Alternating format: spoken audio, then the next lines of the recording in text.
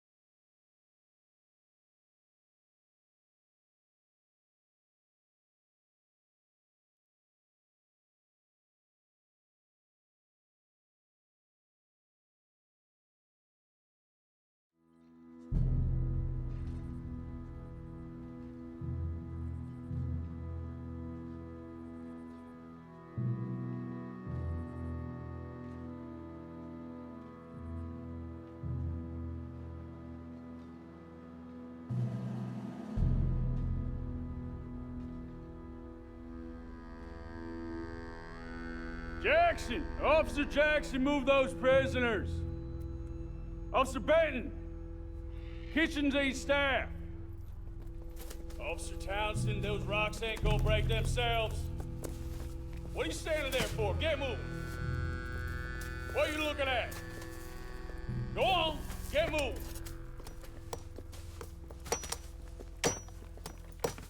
You with the hammer? And you'll do. We need to perform a work detail out near Tumbleweed. Come on, get in. Open the gate. Come on, Milliken.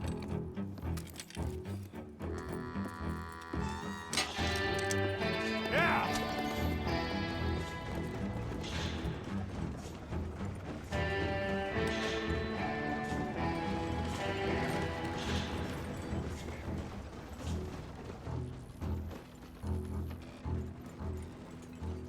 I tell you what, old Jameson is a wretched, sour old bastard, and no mistake. You lot stay calm in there. You aren't saying nothing. Well, you are now. Shut up. You know, my wife has acquired ideas significantly above her station. She's been reading too many goddamn books. Personally, I'm against education. Of women, I mean. And men, I guess. Unnecessary. Doesn't add much to the world. Education.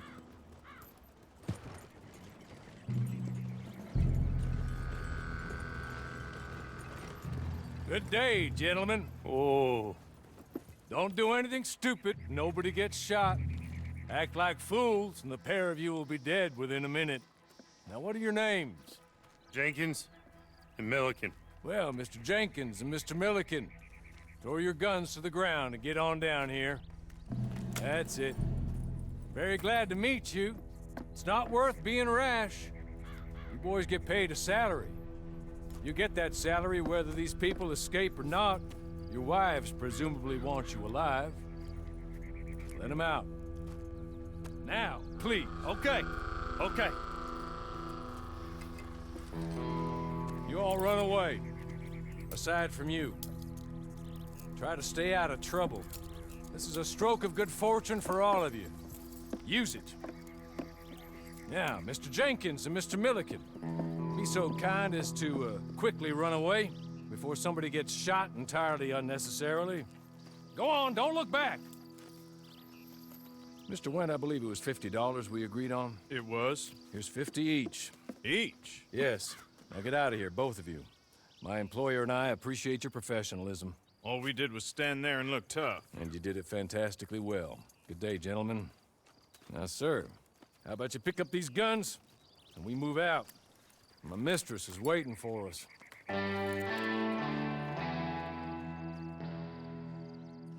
Come along.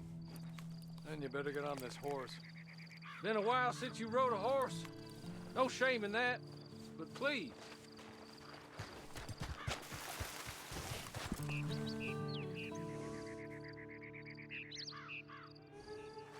Ready? Wonderful.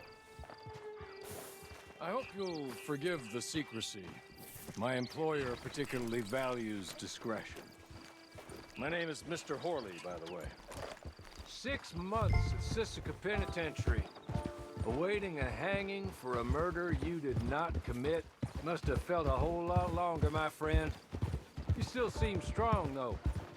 I mean, doesn't look like breaking all those rocks has left you entirely broken, in body or in spirit. I hope I am right about that. Rounding you folks up, and those sham trials, they were a disgrace. Made a mockery of the rule of law. I still can't quite believe they got away with it. There's others convicted when you were. Came out breathing fire. Maybe you're like that too. Guess we'll see. Or maybe you just want to put it all behind you, forget you were in there at all. That would be fine, of course, but you will listen to my mistress first. She spent a good sum getting you folks out. You owe her an audience, at least. You've been away for a while, so we'll help you get set up in the world. Then if you want to accept our offer, you can. He's just up here. There's the camp. Get your horse.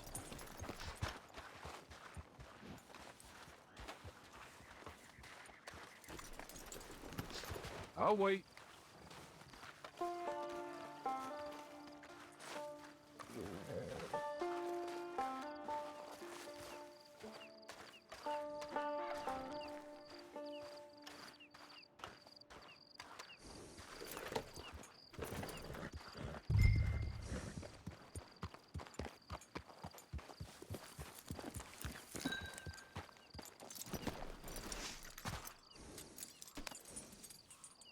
This way.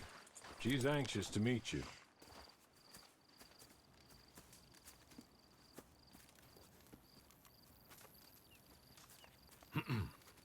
Madam, we're back. Hello. Jessica Leclerc, how do you do?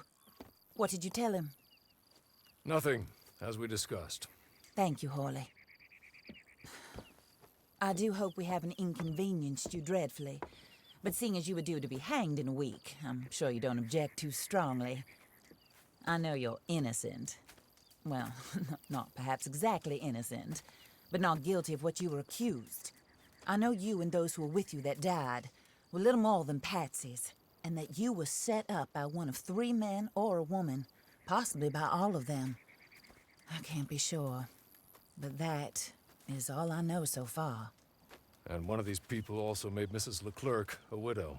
And I will avenge my husband's death, so help me God. But I will not avenge it upon them who did not cause it, or caused it unwittingly. Anyway, I'm sure this is all a touch confusing and melodramatic. Where are my manners? Horley, please show our guests to their tent and give them some fresh clothes to put on. Very good, madam. Then serve us both a little refreshment. Certainly, madam. This way. You'll find a change of clothes in there, alongside a few other items you might need, a lasso, a knife, and a lantern, I believe.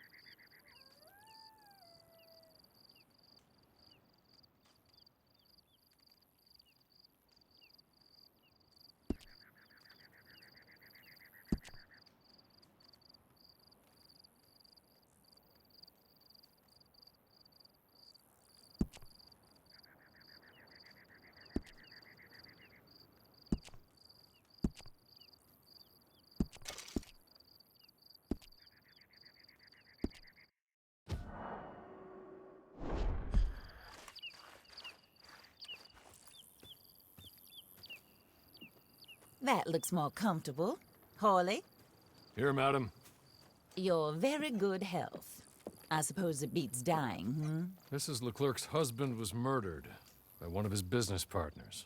And I intend to find out which one. Or rather, I intend for you to find out. And kill them. You're the only person I could possibly trust to do whatever it takes. Because you and your accomplices, you're the only other victims of their lies still alive. You see, you walked into the town at approximately the same time my husband was shot in the back, but by another gun, firing different bullets to those you possessed when you were arrested. These bullets, this was their mistake. You were rounded up and sentenced to death, all because you came to town and didn't talk too much and seemed like you were nasty. Anyway, here they are, the people who run Blackwater. Mr. Jeremiah Shaw, banker, real estate speculator, and crook. Mr. Amos Lansing, ranch owner, speculator, and crook. Mrs. Grace Lansing, his wife, society patroness, lover of the arts, crook, and my former best friend. Teddy Brown, her disgraced brother, outlaw, wanted man, and still in contact with them. All I ask of you is your help in finding out quite what happened. Mrs. Leclerc would like to help you get back on your feet. Get back to work. Whatever your work may be, I don't judge. You want to rob? Rob. You want to save innocent folk? Do that as well. But you need me just as much as I need you. I think we all understand each other. I hope we do. Good. I look forward to rewarding you for killing those who made me a widow. My husband was a true believer in this country and in the West. He was killed for greed. Foul greed when there's quite enough for everybody. I don't care what your scruples are as to killing. I will take the full burden of that sin upon my shoulders. Goodbye, for now. Then Hawley, go introduce him to nice Mr. Cripps. I think you'll like Cripps well enough. He's long past his prime, of course, but he hasn't gone entirely crazy just yet. And he will help you, better than most of his ilk. Cripps! Get up! Hello, partner. Hawley. This is your new boss. Oh, pleased to meet you, partner. J.B. Cripps at your service. We'll pay to get your camp established. Mrs. Leclerc is a generous benefactor. And, where are we headed?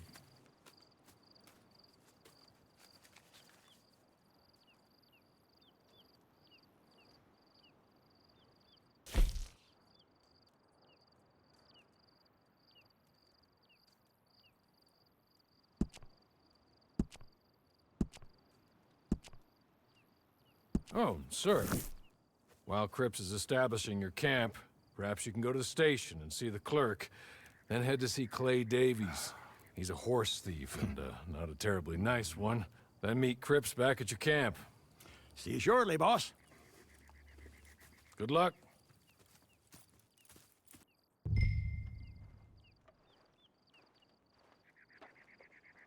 Get on to the station.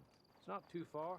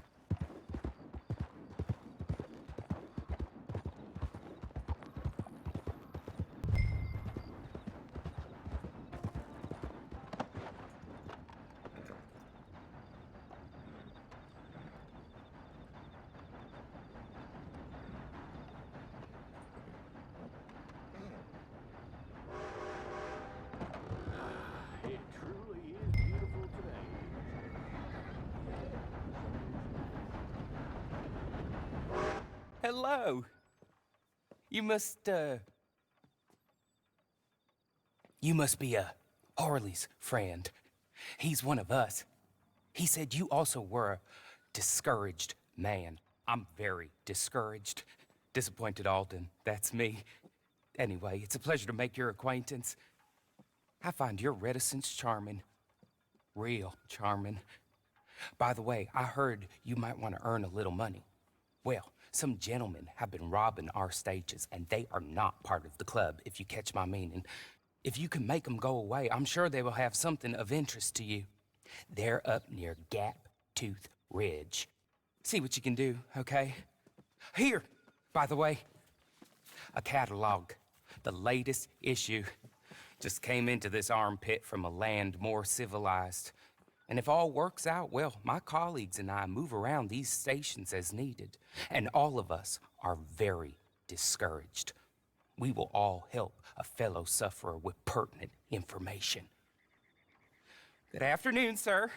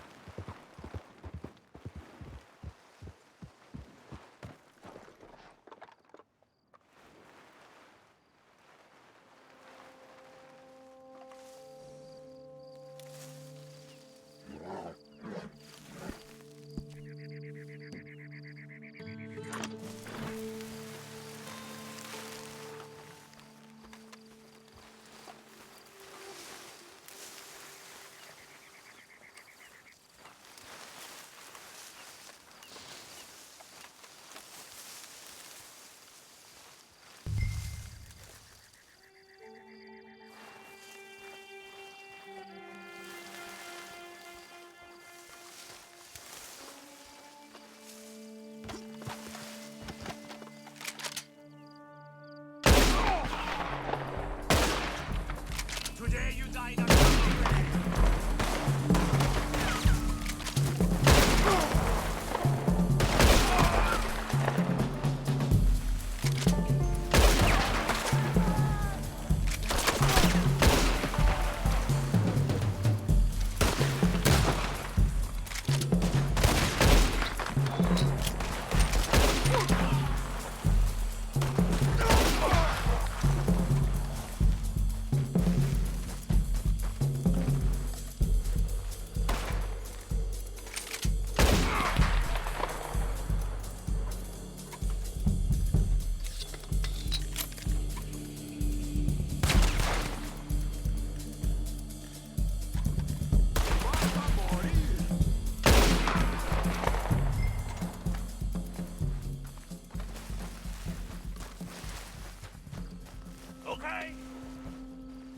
Okay. You're good. You're real good, friend. Here. Take this. It's a map. Just be kind. Don't kill me, please.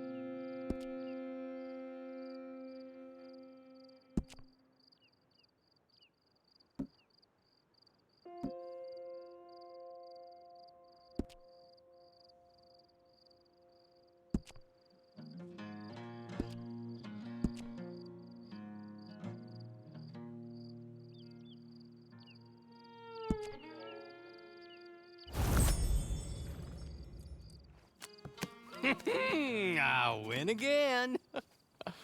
Did Horley send you, Pop? I'm Clay Davies. This is my brother, Clive. He don't talk. Maybe you two will get along better. Maybe not. Listen, I heard you wanted to earn some money. So, there's a gang of ne'er-do-wells. They are a bunch of degenerates, not good people. They're out at Raskeller Fork with a bunch of horses they stole from me. Well, that's a lie, but they stole them off a fella I was gonna steal them off of. Maybe you could get them for me. You think you could do that for me, Pop? Looks like you're doing this on your own. Well, good. Meet me at the stable at Tumbleweed once you have the horse flesh, and I'll pay you good. Oh, and Pop, Horley wanted me to remind you, any decent work you can find, take it. But just try to stay out of trouble. Oh, and once you give me those horses, well, after that, we'll talk again. Oh, I do so enjoy these conversations. I'm used to them on account of my brother. Let's go, Clive.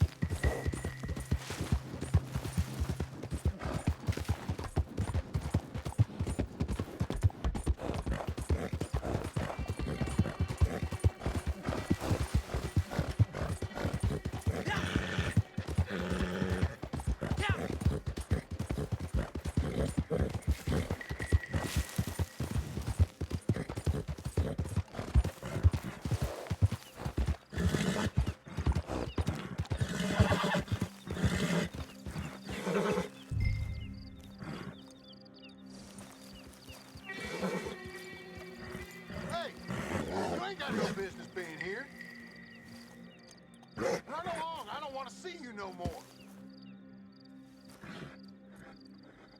Oh, you're done! Eat this!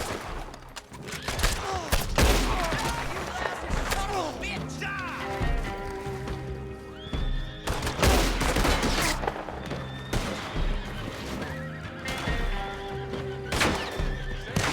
Jesus for me.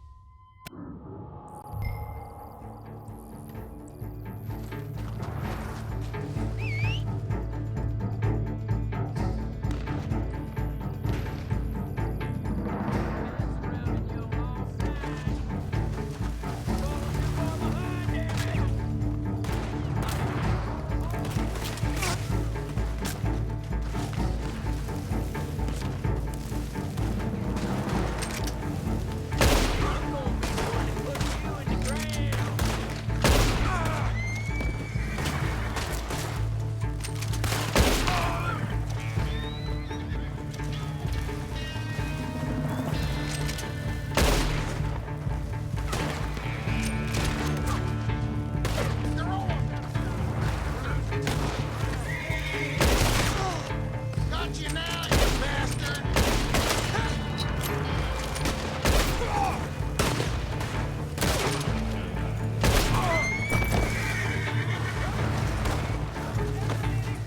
Not as much fun as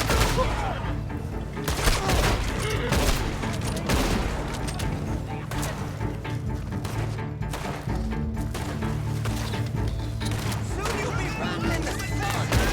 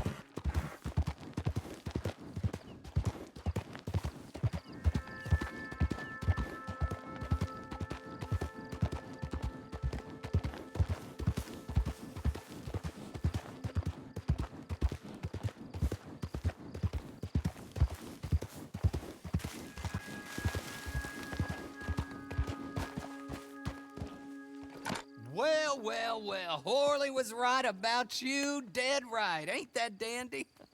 Get that horse hidden away, Clive, and ready to move out as soon as we can. All right. Here's the money you earned. Now listen, Horley came by and gave me a message. He said to go see your friend Cripps up at your camp. Now listen to me for a second. Any other decent horses you find, we'll buy them. Just as soon as we are set up, okay? Nice meeting you. You know what? Hold on, boy. I call him boy because I'm older. 30 minutes, he went black. Let's give our friend here back the horse.